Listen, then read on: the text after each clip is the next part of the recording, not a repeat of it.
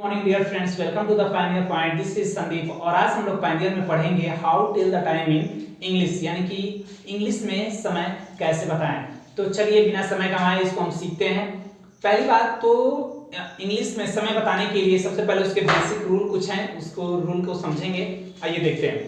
पहला रूल ये कह रहा है कि जब भी वाक्य में, यानी कि जब आप लोग बोलते हैं 10 बजा है या 10:30 बजा है या 8:30 बजा है, तो साढ़े जो शब्द आता है उसके लिए हम हाफ का यूज करते हैं। ठीक है।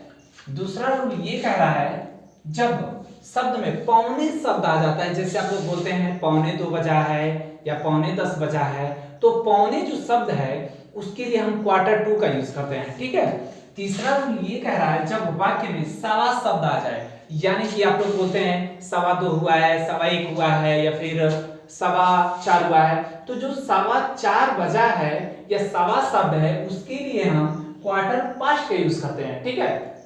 ये हो गए बेसिक 3 रूल्स। इस लास्ट वाला रूल ये कह रहा है बाकी के लिए जो भी बचता है उसके लिए हम 2 का यूज करते हैं। ठीक है। तो आइए पहले कुछ एग्जांपल के माध्यम से इसको समझते हैं कैसे इसको बनाते हैं। जैसे कोई पूछता है आपसे कि प्लीज टेल द टाइम, यानी कि कृपया आप मुझे समय बताएं, तो आप अगर जो 2 बज रहा होता है या 2 बजा है तो उसको इंग्लिश में कैसे बोलेंगे देखते हैं। जैसे हमने बोला 2 बजा है। ठीक है। ये इसका बेसिक रूल है।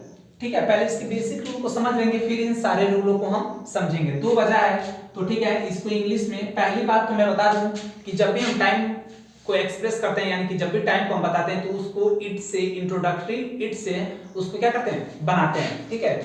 जैसे एक और एग्जांपल देखते हैं, 5 बजा है। ठीक है, चाहे से लिखिए 5 बजा है। ठीक है। तो इसको बनाएंगे इट इज 5। ठीक है, 5 o'clock। ठीक है। ये तो हो गए इसको समय बताने के लिए। 2 बजा है या 10 बजा है या 12 बजा है, जो भी बजाने के लिए हम it is 5 o'clock, it is 2 o'clock, it is 10 o'clock। ठीक है। बढ़ते इसके पहले वाले रूल पे, जब वाक्य में साढ़े शब्द आ जाए तो। ठीक है। जैसे पहला है 10:30 बजा है। ठीक है। जब साढ़े शब्द आ जाए तो अब पता है हम हाफ का यूज करते हैं, तो इट इज हाफ। आधा बजा तो हाफ पास्ट, और जितना बजा 10 o'clock 10, तो सॉरी इसको बना दीजिए 10। It is. दूसरा एग्जांपल ये है 5, चाहे ऐसे लिख लीजिए 5:30 बजा है। ठीक है। तो 5:30 बजा है तो कुछ भी नहीं करना है, इट इज हाफ। कितना बचा है, हाफ पास्ट, और जितना बचा है 5 बजा है तो 5 लिख दीजिए, 6 बजा है तो 6 लिख दीजिए, 7 बजा है तो 7 लिख दीजिए, जितना बचा है उतना आप लिख सकते हैं। ठीक है। रूल ये कह रहा है कि जब वाक्य में पौने शब्द आ जाए तो उसके लिए हम Q2 का यूज करते हैं। जैसे एग्जांपल देखते हैं कि पौने 2 बजा है, 2:15 बजा है। ठीक है। तो इट इज, अब कुछ भी नहीं करना है, क्वार्टर।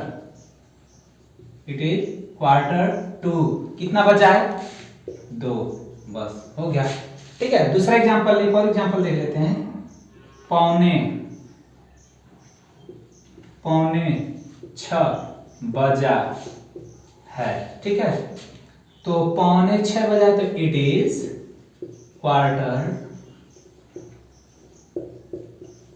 Q2। कितना बचा है, 6 बजा है तो 6,